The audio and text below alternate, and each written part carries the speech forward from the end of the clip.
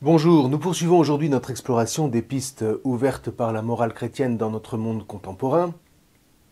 Alors, on a évoqué la dernière fois la base d'une dizaine de convictions pratiques et on s'est arrêté sur la première d'entre elles, tout homme est digne d'être aimé. On va pouvoir maintenant passer en revue les trois suivantes qui s'inscrivent au demeurant dans la logique de la première, à savoir la question de la liberté, celle de la vérité et celle de la fraternité. Trois questions essentielles, mais qui sont loin d'être des acquis comme l'opinion commune semble le croire et le revendiquer.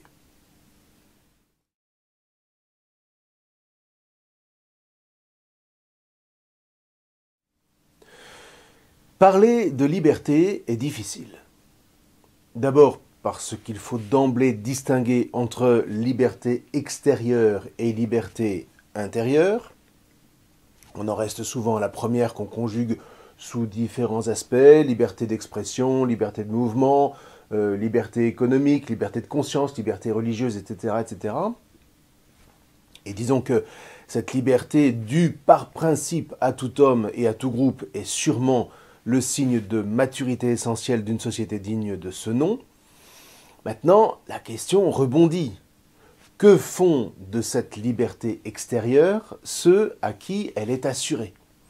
Et là, on touche proprement à la dimension qu'on pourrait appeler morale de la liberté, celle qui évidemment nous intéresse et qui, au demeurant, est au cœur de tout le travail de l'histoire biblique et de l'histoire de l'Église. Toute personne accomplie se reconnaît à sa liberté intérieure.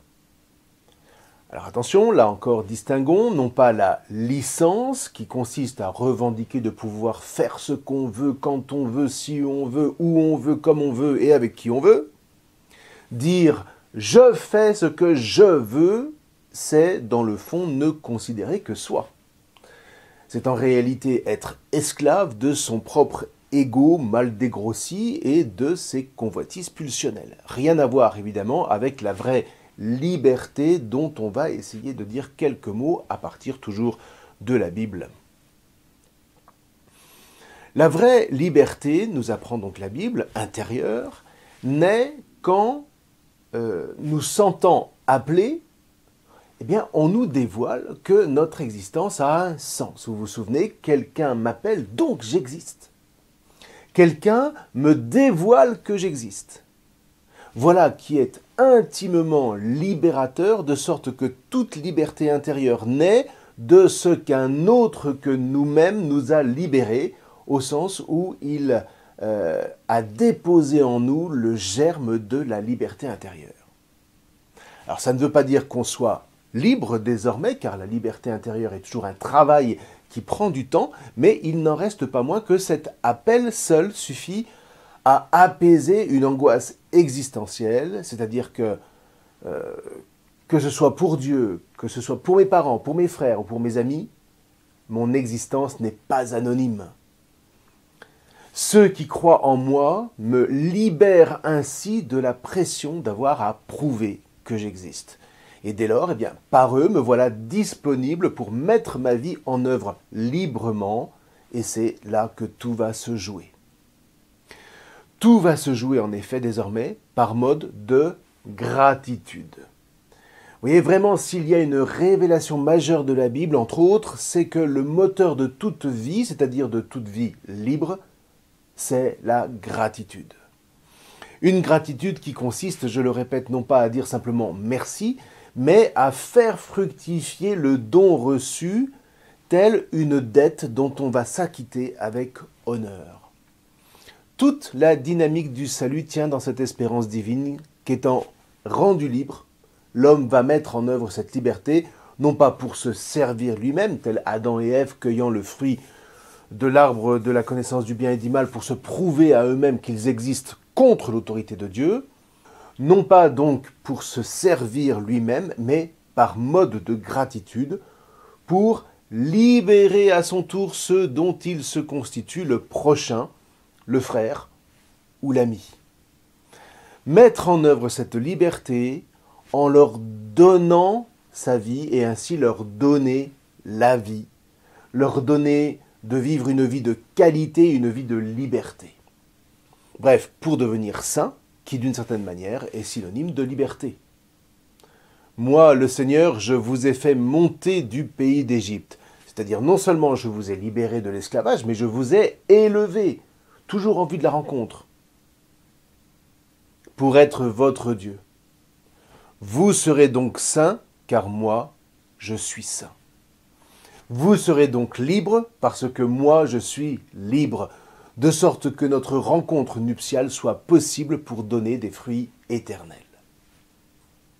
Dit autrement, toute liberté intérieure s'inscrit dans un mouvement de libération dont l'énergie première est la charité, une charité qui libère et qui va se déployer par mode de gratitude. Vous voyez, c'est la gratitude qui transmet cette énergie de Dieu à nous, puis de frère à frère, et puis de génération en génération.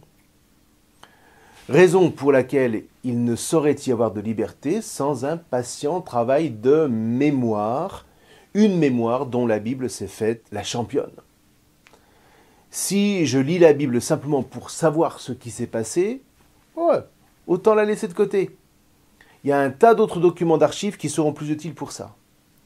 Si en revanche je lis la Bible pour faire mémoire de l'appel par lequel tout a commencé, Lech Lecha avec Abraham, c'est en Genèse 12, Moïse, avec le livre de l'Exode, Samuel avec le premier livre de Samuel, tu es mon fils bien-aimé, en toi se trouve ma joie avec Jésus le jour de son baptême, ça c'est en Marc au chapitre 1 verset 11.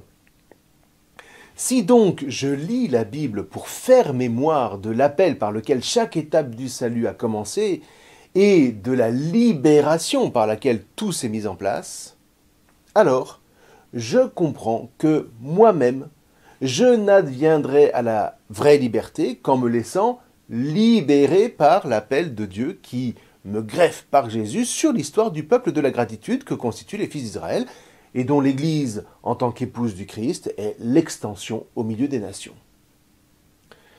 C'est donc bien dans mon appartenance à un peuple, à une famille, que s'enracine en moi la liberté. Ceci dit, il y a le fait d'être libéré en étant inscrit dans une histoire, une mémoire de libération, et puis bien évidemment il y a le ressenti, comme on dit aujourd'hui, de cette liberté, le déclic personnel, pour le dire autrement, qui me fait éprouver cette liberté, qui me fait en prendre conscience. Et c'est vrai que cette vie de liberté intérieure ne se décrète pas. Là encore, vous voyez, c'est de l'ordre de la grâce. Nul ne peut forcer quiconque à être libre.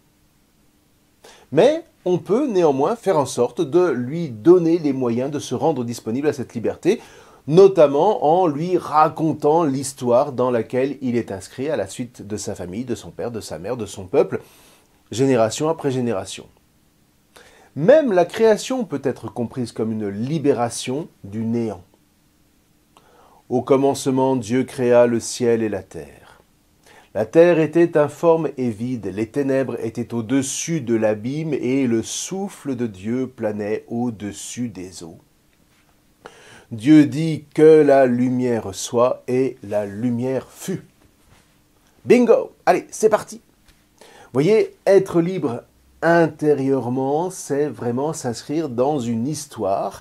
Et si aujourd'hui les parents ne racontent pas l'histoire de leur propre engendrement dans la liberté qui constitue l'émergence de leur famille, si on ne fonde pas l'impératif de charité qui illumine toute vie dans cette histoire de libération, qu'est-ce que vous voulez, les enfants iront trouver leur liberté ailleurs. Et on l'a vu, cette liberté devient alors un défi contre l'autre, qui est dès lors perçu a priori comme un ennemi.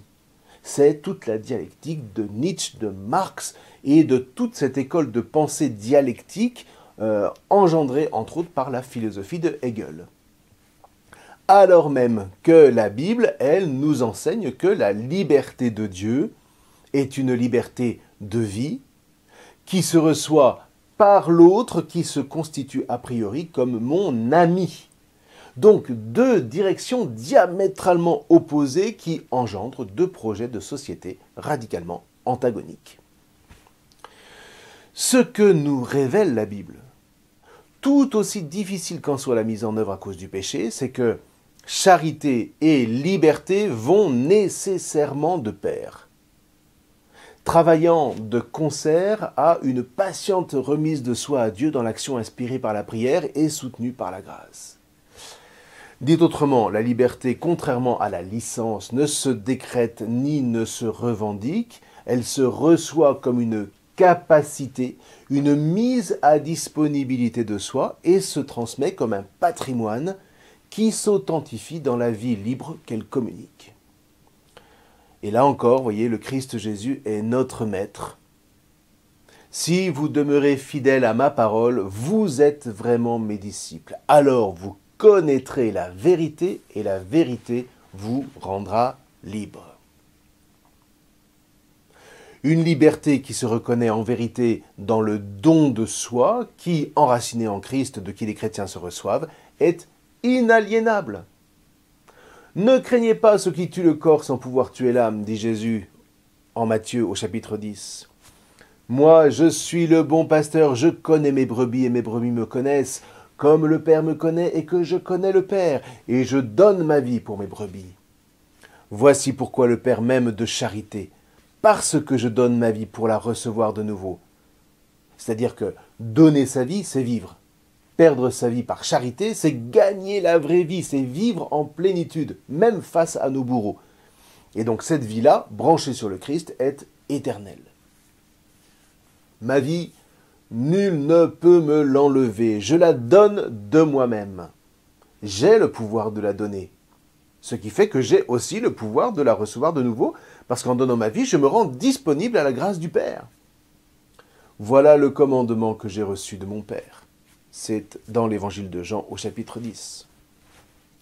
Voilà, voyez, parce que le Christ est absolument libre à l'intérieur de lui, jusqu'à donner sa vie, eh bien, le péché ne peut pas lui prendre cette vie-là.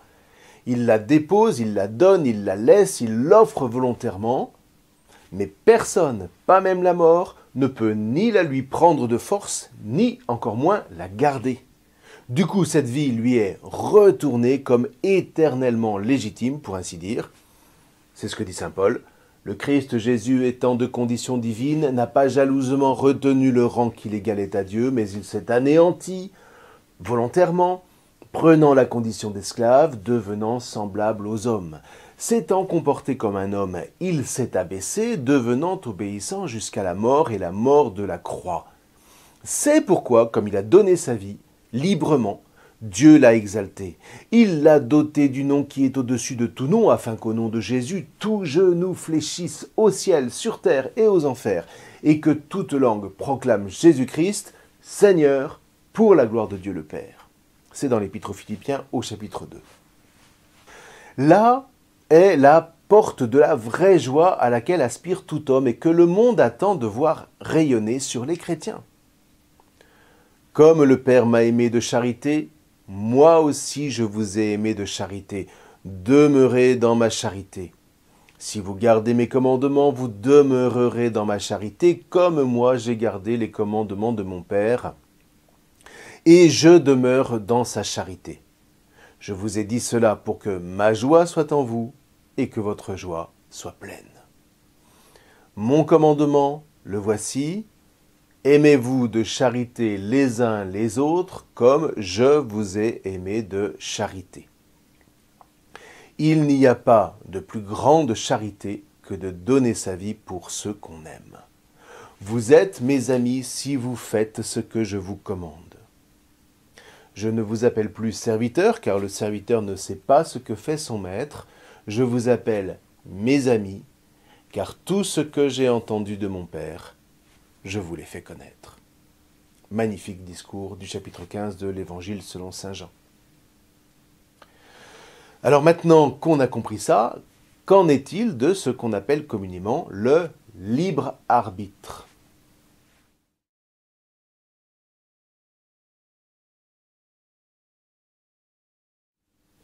Le libre arbitre, c'est la capacité donnée à l'homme de choisir entre telle ou telle action.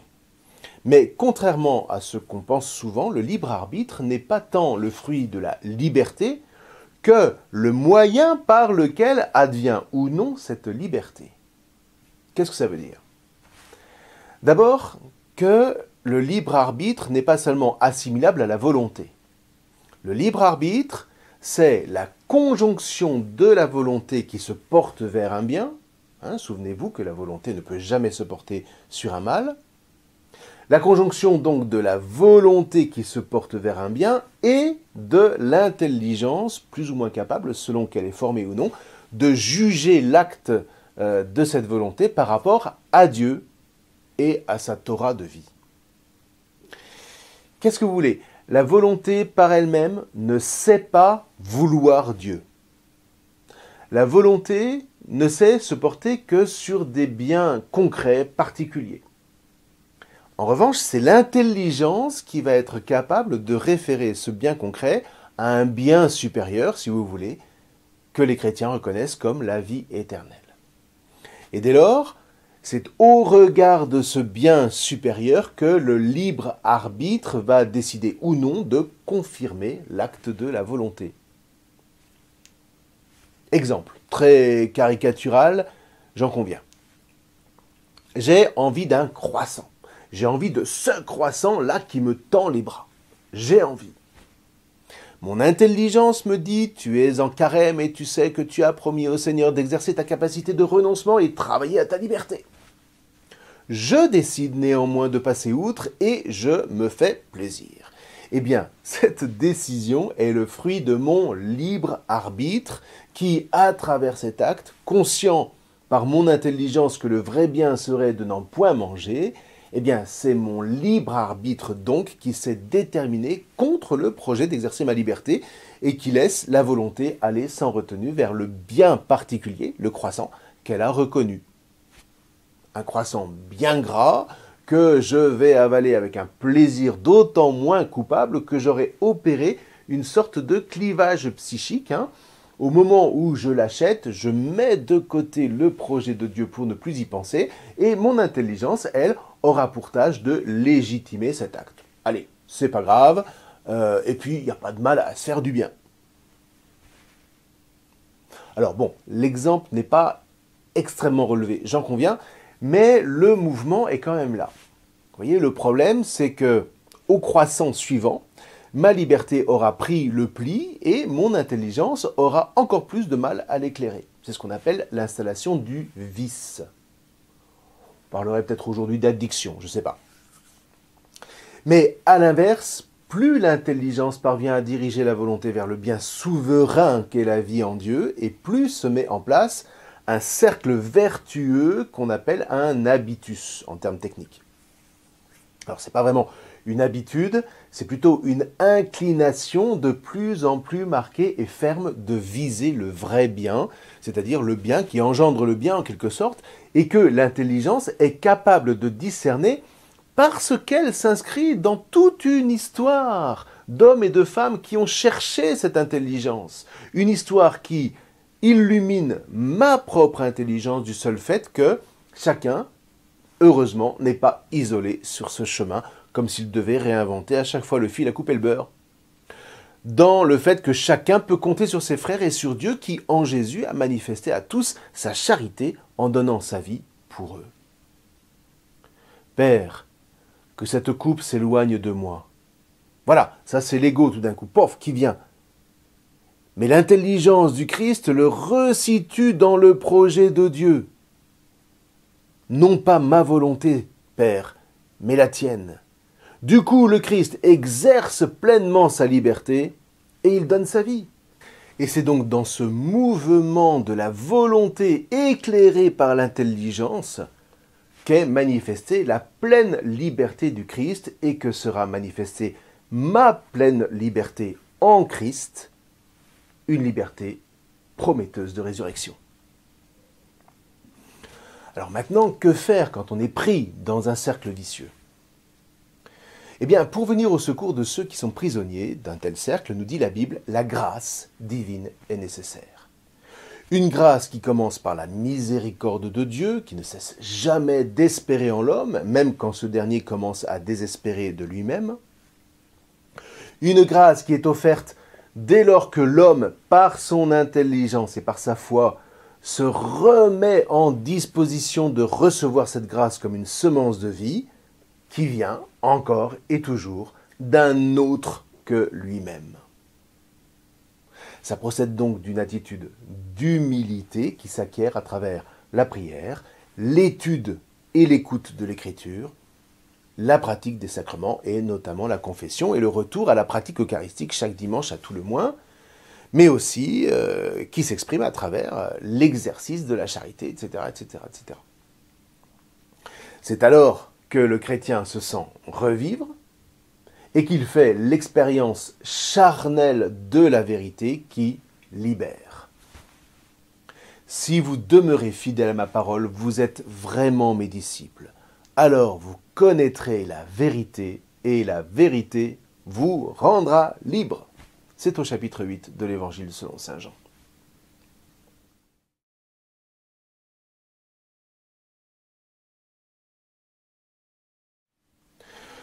On vient de parler à propos du libre arbitre de l'intelligence associée à la volonté. Or, le propre de l'intelligence, c'est d'être en quête de la vérité, quelle qu'elle soit, et toujours en fonction de l'histoire de la mémoire dans laquelle elle s'inscrit. C'est ce qui fait que l'intelligence des chrétiens que nous sommes est en recherche permanente de la vérité telle que le Christ et donc la mémoire sur laquelle il nous a greffé nous en a ouvert le chemin. Alors, je sais bien qu'aujourd'hui il est de bon ton d'affirmer que chacun a sa vérité, on appelle ça le relativisme. Alors sur le papier ça fait sans doute un bel effet, sauf que ça n'est que de l'idéologie. Concrètement, éprouvée dans la chair, non seulement ça ne rend les gens ni meilleurs ni plus heureux, mais au contraire, à cause de cette propagande du relativisme, les voilà plus que jamais divisés entre eux. François-Xavier Bellamy le montre magistralement dans son livre Demeure dont on a déjà parlé. Alors comprenons bien.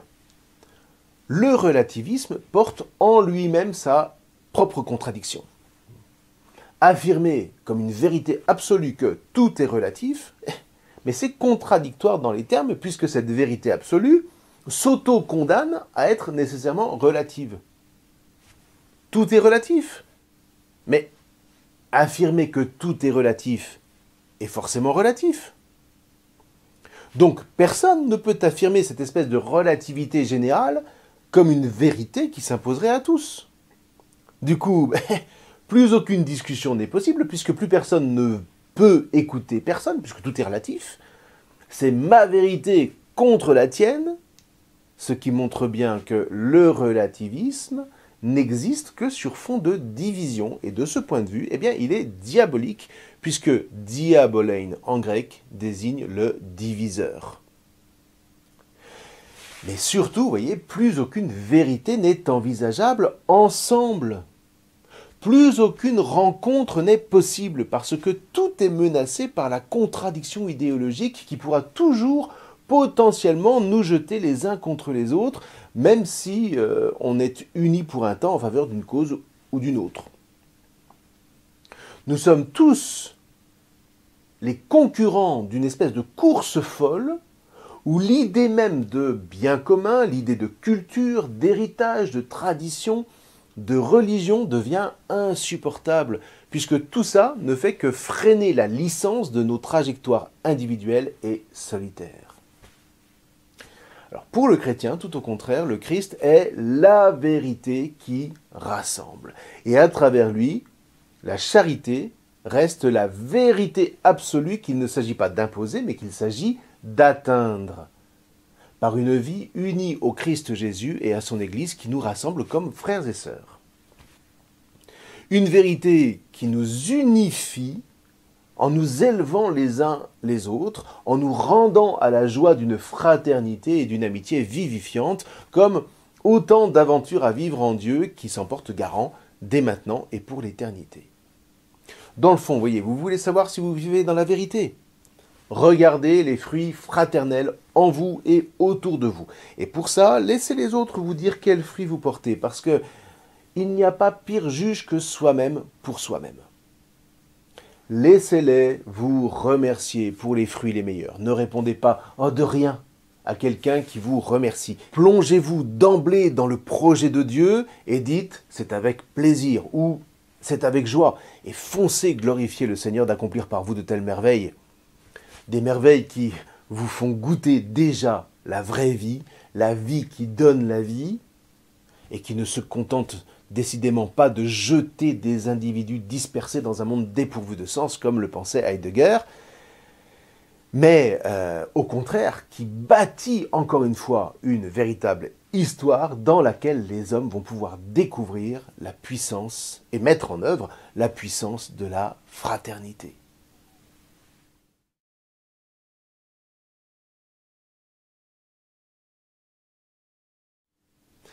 Le chrétien se reçoit dans l'Église comme un frère ou une sœur du Christ. Et du cœur de cette fraternité, voilà qu'il reçoit la mission, toujours en union avec le Christ, de témoigner du salut offert au monde. Dit autrement, de proclamer le rachat des péchés, tout en vivant lui-même évidemment en accord avec un tel évangile. La chose, voyez, est d'autant plus urgente que s'il y a un parent pauvre parmi toutes les valeurs proclamées par nos républiques laïques, eh bien c'est bien la fraternité. Fraternité est inscrit sur tous les frontons des mairies de France. Mais pas un Français n'appelle son voisin de palier « mon frère ». Ou alors, c'est qu'il est chrétien, c'est qu'il est juif ou c'est qu'il est musulman. Mais certainement pas en mémoire de la République. Pourquoi ? Et parce que pour s'appeler frère, il faut à tout le moins se reconnaître un même père. Il faut une expérience charnelle de filiation qu'on partage. Or, force est de reconnaître que la République n'engendre jamais que des orphelins dans la mesure où elle n'a pas pour vocation d'être mère. Alors ça n'est pas un reproche, c'est un fait. L'État n'a pas pour rôle d'engendrer. Il a pour rôle d'administrer. Ce n'est pas la même chose. Alors, c'est pour une grande part nécessaire.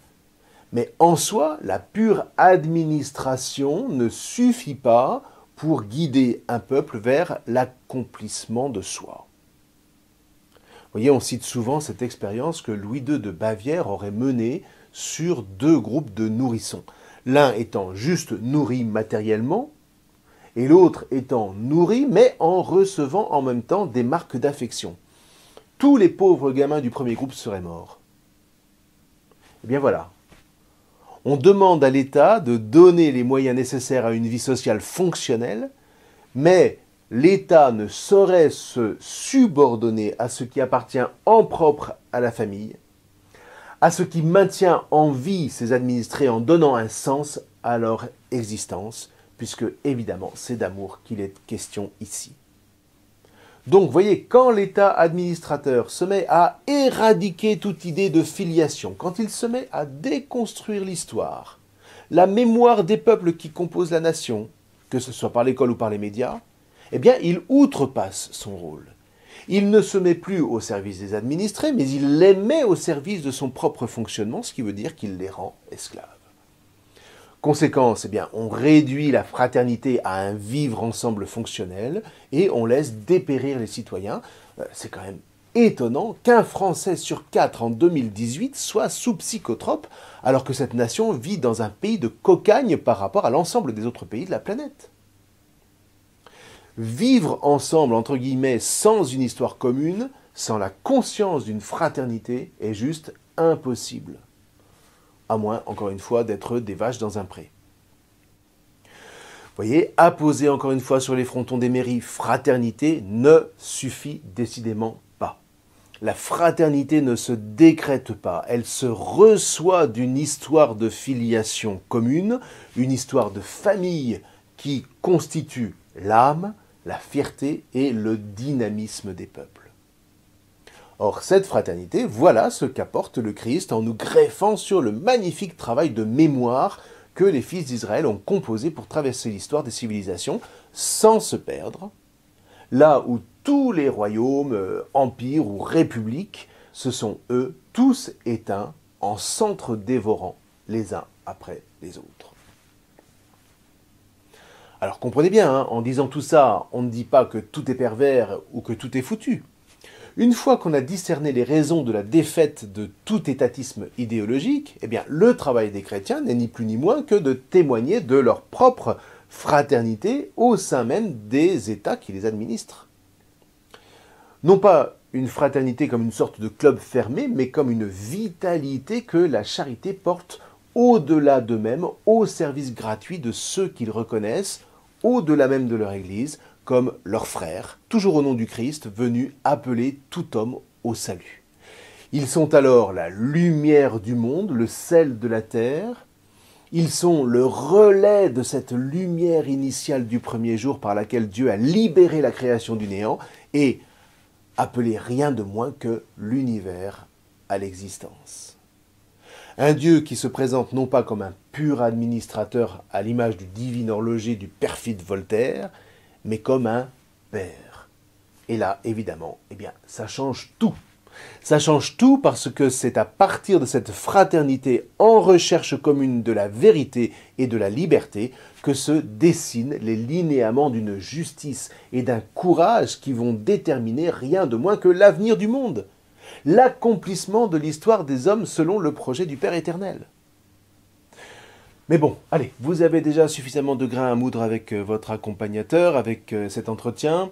Nous verrons la suite la prochaine fois en terminant notre tour d'horizon des 10 pistes que les chrétiens ont à cœur de travailler pour la construction d'un monde fraternel dans l'esprit que nous a transmis le Christ. Que ce même Christ Jésus vous garde en sa bénédiction. Je vous remercie.